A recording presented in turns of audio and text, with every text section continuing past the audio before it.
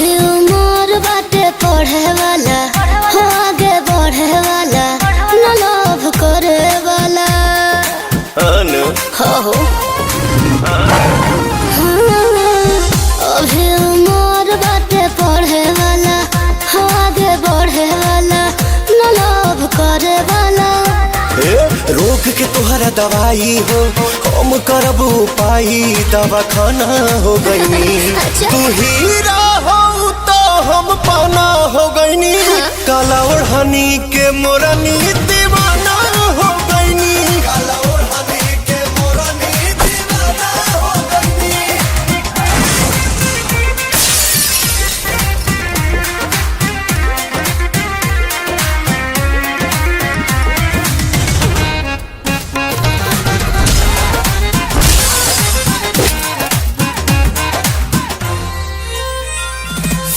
लागे सरका के दीवाना बना के हमके ये गोरी पगलाइए देबुका, हम आइए देबुका।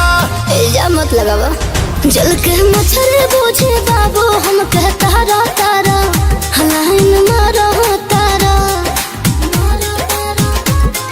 छोड़ी के अब नौकरिया हो, घूमी ले पीछे गोरिया हो, निकामा हो गई। तू हीरा हो तो हम पाना हो गईनी। काला ओढ़नी के मोरनी दीवाना हो गईनी। काला ओढ़नी के मोरनी दीवाना हो गईनी।